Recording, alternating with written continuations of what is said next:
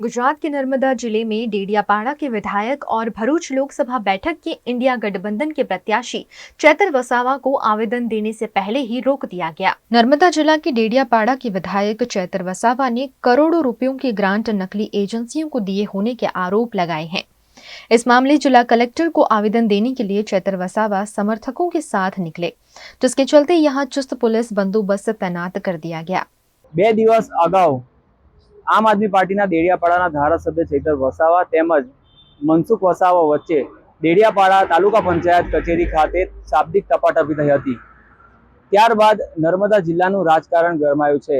બંને ભરૂચ લોકસભા વિસ્તારના જે ઉમેદવારો છે તેમની વચ્ચે શાબ્દિક યુદ્ધ બાદ નર્મદા જિલ્લાનું રાજકારણમાં ગરમાવો આવ્યો છે। આજે સવારે ચૈતર વસાવા નર્મદા જિલ્લા કલેક્ટર કચેરીએ આવવાના છે તેવી જાણ થતા પોલીસ એલર્ટ થઈ છે। આપ તસવીરોમાં જોઈ શકો છો, રાજપીપળાનો જે પ્રવેશ દ્વાર છે વડિયા જકાતનાકા ખાતે પોલીસ દ્વારા ચુસ્ત બંદોબસ્ત ગોઠવી દેવામાં આવ્યો છે।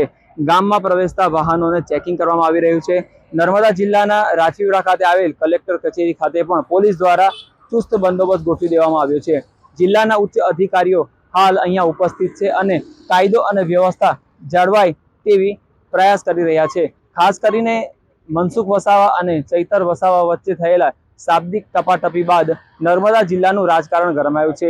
આજે ચૈતર વસાવા રાજપીપળામાં પ્રવેશશે કે નહીં તે હવે પછીની વાત છે, પરંતુ હાલ તો નર્મदा જિલ્લાનું રાજકારણ ગરમાયું છે। जुनैद खत्री, VNM टीवी साथे नर्मदा। भ्रष्टाचार मामले को प्रशासन तक पहुंचाने के लिए निकले चैतर वसावा और उनके समर्थकों को पुलिस ने मूवी चौकड़ी पर अटका दिया, जिसके चलते समर्थक सड़क पर बैठ गए और यहीं धरना देते हुए विरोध प्रदर्शन किया।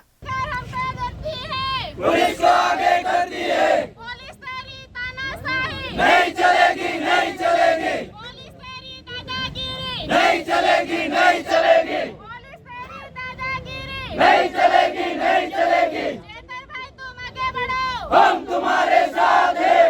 इस मौके पर डेडियापाड़ा के विधायक चैतर वसावा ने अधिकारियों और नेताओं पर भ्रष्टाचार के गंभीर आरोप लगाए हैं और नर्मदा जिले में हुए भ्रष्टाचार मामले विजिलेंस जांच की मांग की है।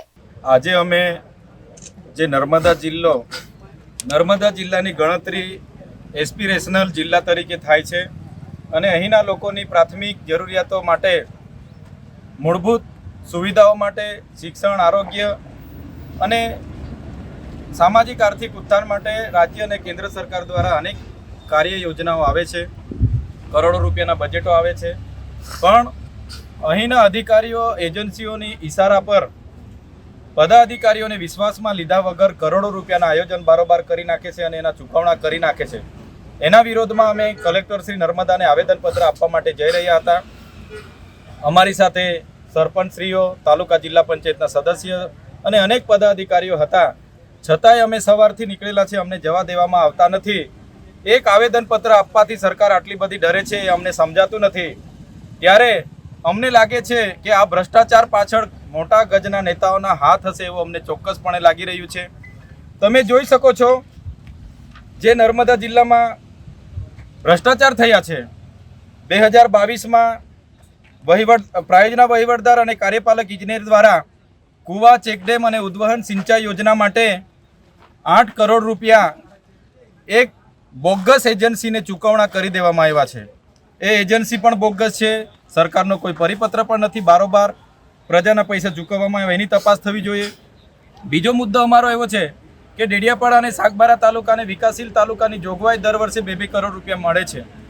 ગયા વર્ષે પણ પદાધિકારીઓ જે માગણી કરી એને સાઈડ પર રાખીને બાયોગેસ, હાઇમસ જેવી બિનજરૂરી યોજનાઓ, આરો પ્લાન્ટ, બંક બેડ જેવી કોઈ બિનઉપયોગી યોજનાઓ લાવીને કરોડો રૂપિયા એજન્સીઓને ખંખેરી લીધા છે।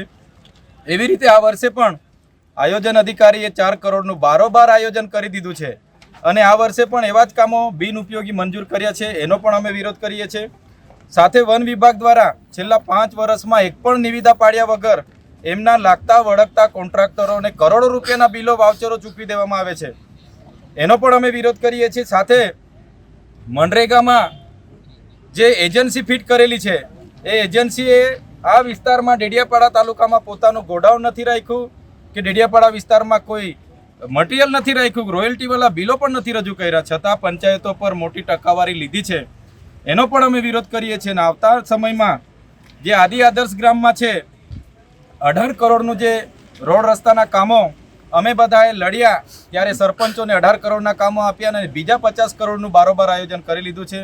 એનો અમે વિરોધ કરીએ છીએ અને તમામ કામગીરી તમામ યોજનાઓ જ્યારે પણ આવે જેનું બજેટ આવે તો ગ્રામ પંચાયત પર ગ્રામ સભામાં એનો ઠરાવ લેવામાં આવે, ગ્રામ પંચાયતને જ કામ કરવાની અધિકાર આપવામાં આવે એવી અમારી માગણી છે.